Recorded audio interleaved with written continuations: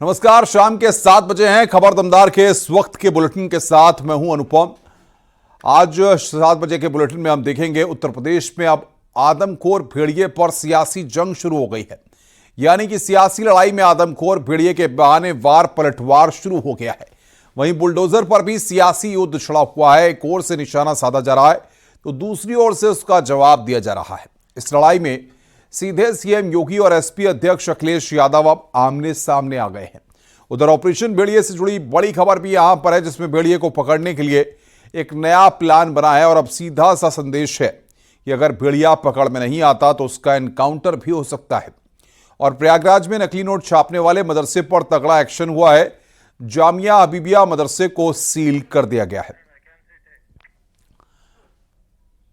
Bulletin की शुरुआत करते हैं सियासी खबरों से, जहां पर अब उत्तर प्रदेश की सियासत में भी भेड़िए की एंट्री हो चुकी है।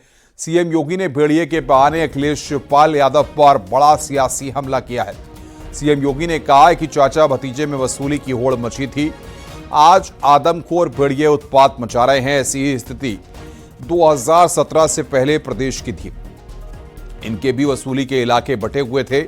महाभारत के सारे रिश्ते दिखते थे। उधर सीएम योगी के भेड़िया वाले बयान पर अखिलेश यादव ने पलटवार किया है। न्यूज 18 के सवाल पर अखिलेश यादव ने कहा कि जहां तक माफिया का सवाल है, पुराने रिकॉर्ड उठाकर देखिए, किसी और को भी माफिया कहा जाता था।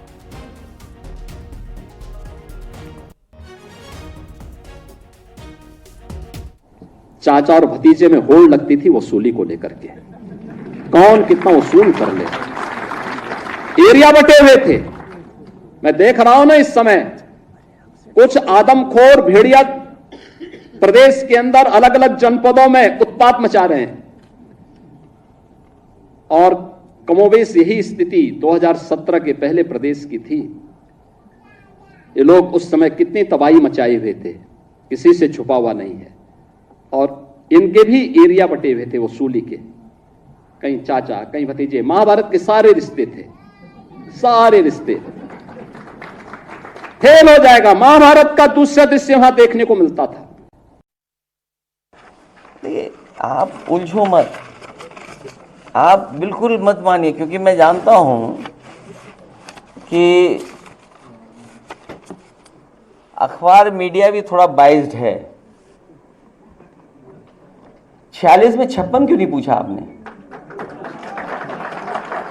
वो तो सदन की बात है,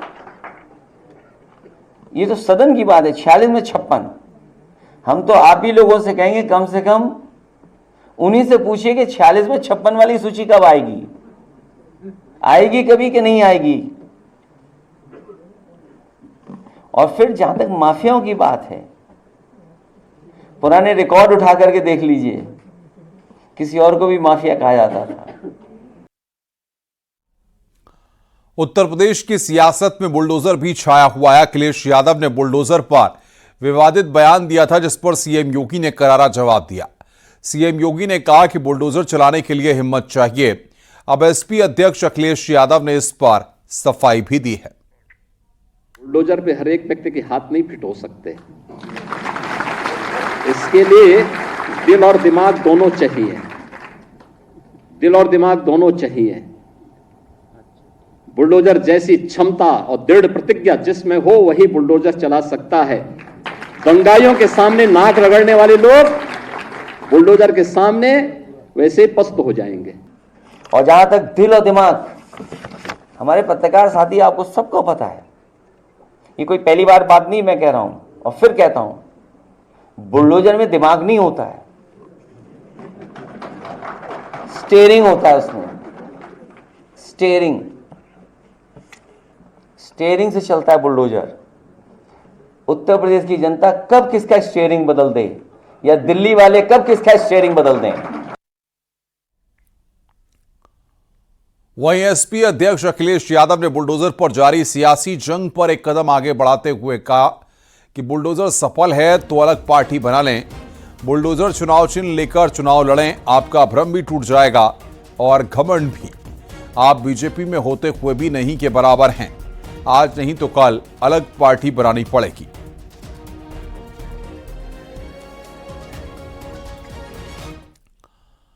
और इस बीच केशव प्रसाद मौर्य ने भी अखिलेश यादव पर हमला बोला है। डिप्टी सीएम ने कहा कि अखिलेश मुंगेरी लाल के सपने देख रहे हैं, अखिलेश का सपना पूरा नहीं होगा। तो केशव प्रसाद मौर्य ने अखिलेश यादव पर निशाना साधा, कहा अखिलेश यादव मुंगेरी लाल के सपने देख रहे हैं।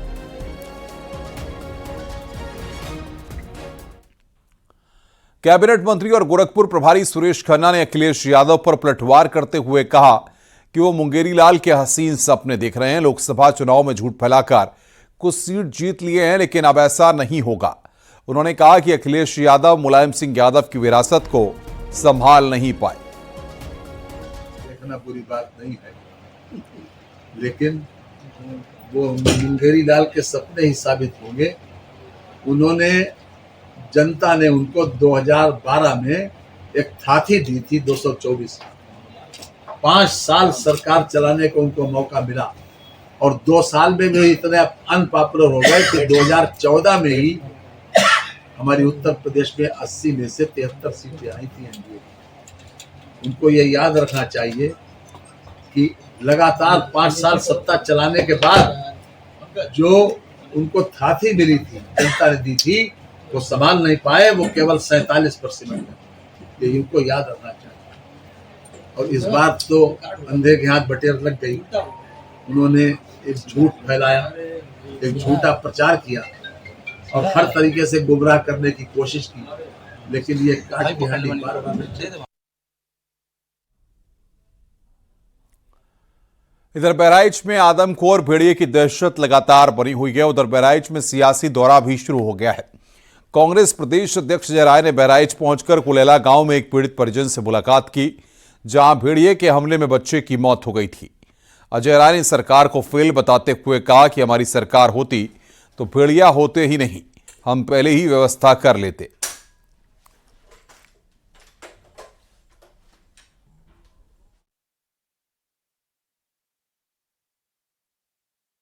मैं समझता हूँ कि ये पूरा का पूरा ये कछार क्षेत्र, रोमत भाई, कछार क्षेत्र और वो जो है पूरा ये मतलब बहुत दिनों से प्रभावित है और ख़ास करके इस पर सरकार ने संज्ञान नहीं लिया।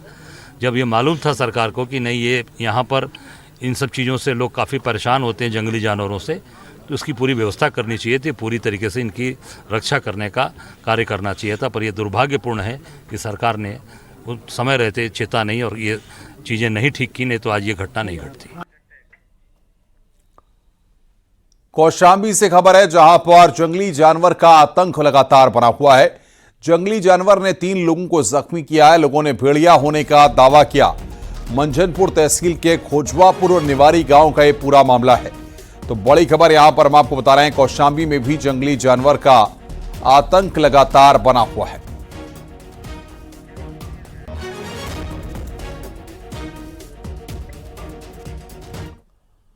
आगे बढ़ते हैं, खबर प्रयागराज से है, जहां पर नकली नोट छापने वाले जामिया हबीबिया मदरसे पर बड़ी कार्रवाई हुई है।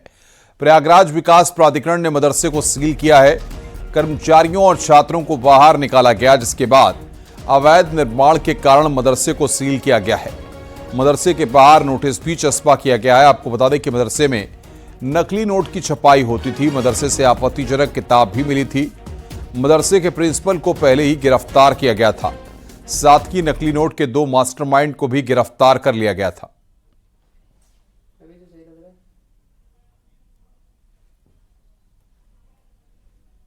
प्रयागराज के अतरसुइया इलाके में स्थित जामिया हबीबिया मदरसे में 28 अगस्त को नकली नोटों की फैक्ट्री पकड़ी गई थी। इसके बाद से लगातार इस मामले में जहां इन्वेस्टिगेटिव एजेंसियां जांच पड़ताल कर रही हैं, वहीं पुलिस और प्रशासन का भी शिकंजा इस मदरसे पर कसता जा रहा है। ये 84 साल पुराना मदरसा है। अब इस मदरसे पर सीलिंग की कार्रवाई प्रयागराज विकास प्राधिकरण की ओर से की गई है। प्रयागराज विकास प्राधिकरण की टीम आज दोपहर करीब 3 बजे यहां पर पहुंची थी और यहां पर करीब 70 बच्चे थे, 12 प्रबंध कमेटी के लोग थे। इसके साथ ही साथ यहां पर जो उनके परिवार के लोग रहते थे, तकरीबन 100 लोग थे, जिन्हें यहां से बाहर निकाला गया और बाहर निकालने के बाद इस मदरसे को पूरी तरह सील कर दिया गया है। सीलिंग के बाद यहां पर प्रयागराज विकास प्राधिकरण की ओर से एक नोटिस बोर्ड भी लगाया गया है, जिसमें साफ तौर पर यह लिखा गया है कि अनाधिकृत होने के चलते यह निर्माण सील किया गया है। इस निर्माण में सील को तोड़ना, पुनर्निर्माण की कोशिश करना तथा किसी प्रकार के क्रय विक्रय करना अवैधानिक एवं दंडनीय अपराध है। इस बात का यहां पर नोटिस भी लगाया गया है। दरअसल ये बताया जा रहा है कि प्रयागराज विकास प्राधिकरण से इसका नक्शा स्वीकृत नहीं है। इसके चलते ये बड़ी कार्रवाई यहां पर की गई है। आईबी के साथ ही साथ एलआईयू, यूपी एटीएस और एसटीएफ, ये तमाम जो एजेंसियां हैं वो लगातार इसकी जांच कर रही हैं। और इस मामले में विदेशी फंडिंग से लेकर आतंकी कनेक्शन की बात हो या फिर इस मामले में अवैध निर्माण की बात हो, हर एंगल से कार्रवाई की जा रही है। और माना जा रहा है कि यहां पर प्रयागराज विकास प्राधिकरण की ओर से बुलडोजर का भी एक्शन देखने को मिल सकता है। सर्वेश दुबे, न्यूज़ 18 प्रयागराज। इधर तौकीर रजा ने एक विवादित बयान दिया है। तौकीर रजा ने आरएसएस को आतंकी संगठन बताया है। यही नहीं, तौकीर रजा ने वीएचपी और बजरंग दल को भी आतंकी संगठन बताया और कहा कि सभी को बैन कर देना चाहिए। आरएसएस आतंकी संगठन है, बताया क्या है? मैं अलग ऐलान कह रहा हूं।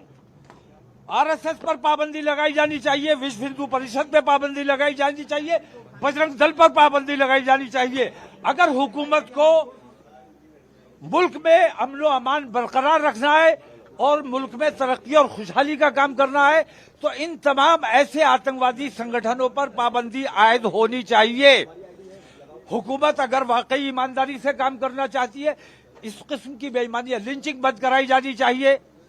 आप खुली दुश्मनी कर रहे हो, इसका मतलब यह है कि अब हमें अपने वजूद को, हमें औकाफ को नहीं बचाना है, हमें अपनी मस्जिदों को बचाना है, हमें अपनी दरगाहों को बचाना है।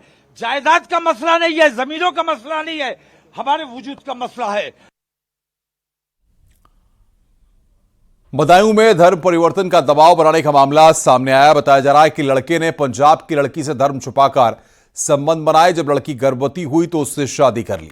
बच्ची के जन्म के बाद लड़की को बिसौली ले आया गया और फिर धर्म परिवर्तन का दबाव बनाने लगा।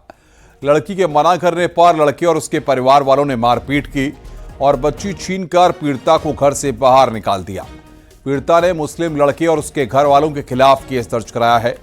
पुलिस एफआईआर दर्ज करने के बाद आरोपियों की तलाश में पुलिस जुट गई है।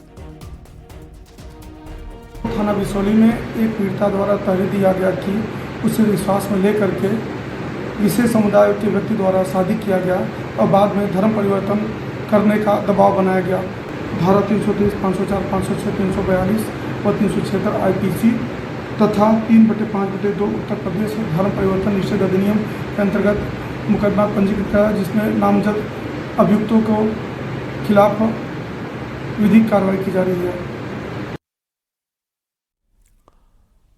सोनभद्र में एनटीपीसी परियोजना की जमीन से कब्जे को हटाया गया। अवैध रूप से बनाए गए कच्चे और पक्के मकानों पर बुलडोजर चला दिया गया। 34 कच्चे और पक्के मकानों को गिराया गया है। कार्रवाई के समय एसडीएम और भारी संख्या में पुलिस फोर्स मौजूद रहा। बताया जा रहा है कि एनटीपीसी परियोजना का विस्तारीकरण होना है, इसके लिए जमीनों को चिन्हित किया गया है। से उनको तोड़ने का हमारा पीपी एक्ट में कार्रवाई हुआ था और उसका काफ़ी दिन से इविक्शन ऑर्डर निकला हुआ है। स्टेट ऑफिसर ने इविक्शन ऑर्डर पास किया हुआ है, तो उसके बेस पे आज कार्रवाई हुई है। हमने प्रशासन और पुलिस से हेल्प मांगा था, तो आज पुलिस मिली थी हमको, महिला पुलिस वगैरह चाहिए था, तो पर्याप्त मिल गया था। तो आज एसडीएम साहब भी आए थे और एसएचओ साहब और बाकी आसपास के थाने के पुलिस आने के बाद हमने ये कार्रवाई की और हमारे आज 36 जो है स्ट्रक्चर्स वो खाली किए हैं सर। आगे बढ़ते हैं। संत कबीर नगर में अतिक्रमण के खिलाफ कार्रवाई की गई है। एसडीएम सीओ की मौजूदगी में बुलडोजर से अतिक्रमण को ध्वस्त कर दिया गया और सड़क कब्जा मुक्त कराई गई। अवैध तरीके से बनाई गई दुकानों पर भी बुलडोजर चला है। एक्शन से पहले प्रशासन ने नोटिस जारी किया था। नोटिस के बाद भी कब्जा नहीं हटाने पर बुलडोजर वाली कार्रवाई हुई है।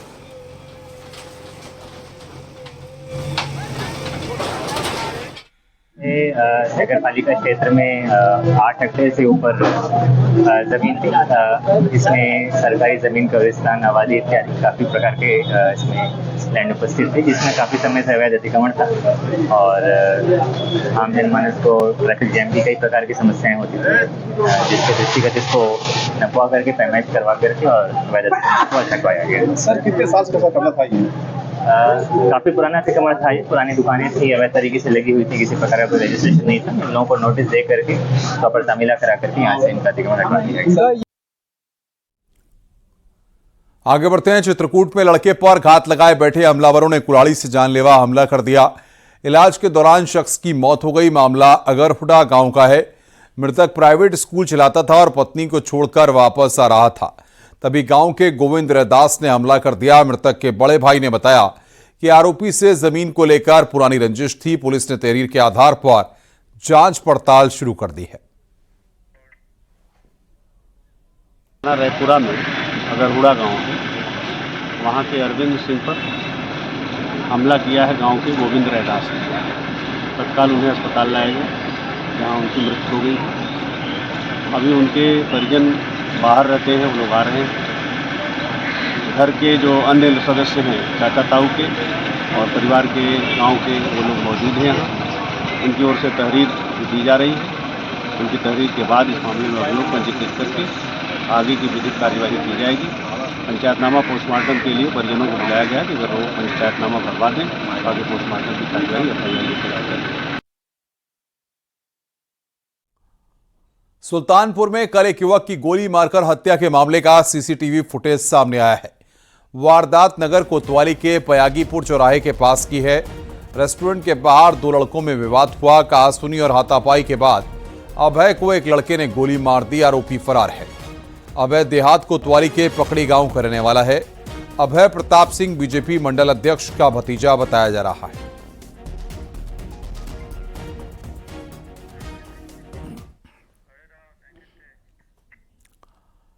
सीतापुर में पत्नी पर चल रही जांच से नाराज रिटायर्ड टीचर ने BSA ऑफिस में हंगामा किया और BSA को धमकी दी। आरोपी की पत्नी कंपोजिट स्कूल में प्रिंसिपल है। बीते दिनों एक वीडियो वायरल हुआ था जिसमें स्कूल से फर्नीचर को ट्रैक्टर ट्रॉली पर लाद कर ले जाया जा रहा था। इसी मामले में जांच चल रही है। BSA ने धमकी देने वाले रिटायर्ड टीचर पर मुकदमा दर्ज कराया है। ये सत्यप्रकाश मिश्रा एक व्यक्ति हैं, उनके खिलाफ दिखाया गया जो रिटायर्ड टीचर हैं। तो उनकी पत्नी एक विद्यालय खैराबाद में अकबरपुर खुद उसमें कार्यरत हैं, तो वो प्रधान अध्यापिका है वहाँ पे।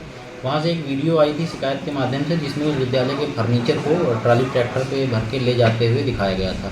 और विद्यालय के प्रधान अध्यापिका ने एक्सेप्ट भी किया है कि उन्होंने वो फर्नीचर भेजा है अपने पति के माध्यम से, और इन्होंने भी एक्सेप्ट किया है। जिसके बाद हमने कार्यालय के बाकी कार्मिकों को बुलाकर उनको बाहर भेजने के लिए प्रयास किया। वो बाहर गए, लेकिन उन्होंने जाते जाते धमकी दी कि हमने बहुत सारे BSS देखे हैं और जो है देख लेंगे आपको, और बहुत सारी बातें कही, जिसके क्रम में हम लोगों ने FIR दर्ज कराई। Thank you. महोबा में करोड़ों की लागत से बनाई गई 18 किलोमीटर की सड़क 2 महीने में टूटने लगी।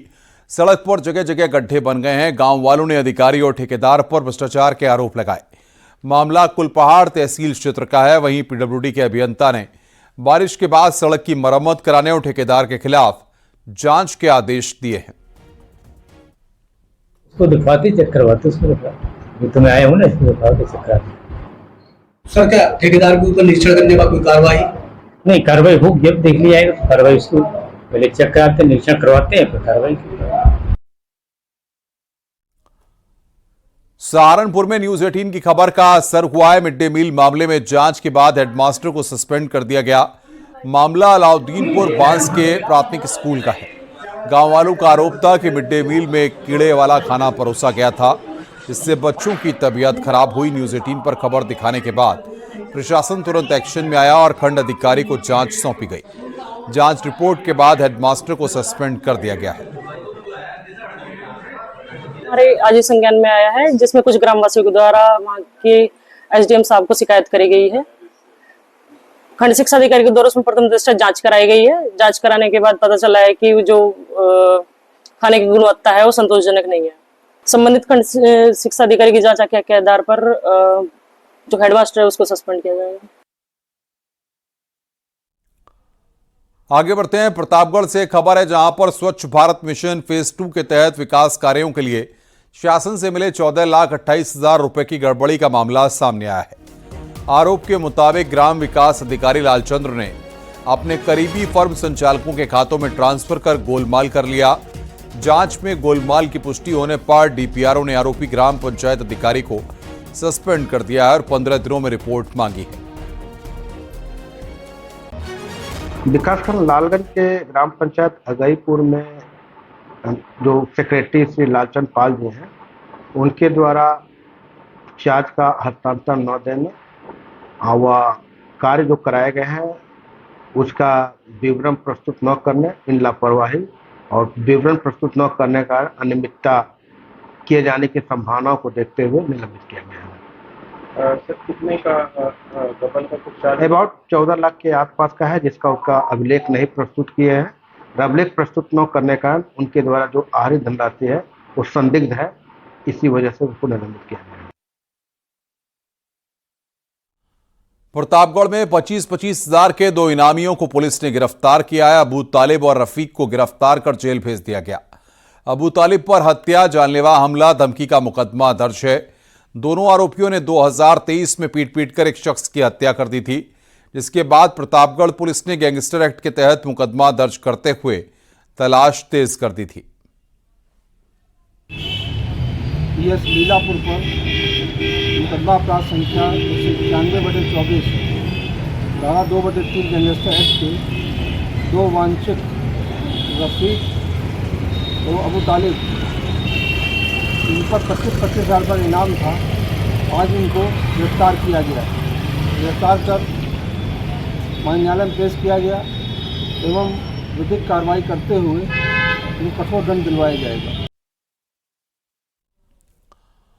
लखीमपुर खीरी में मोबाइल टावर से नेटवर्क कार्ड चोरी करने वाले गैंग का पर्दाफाश हुआ है।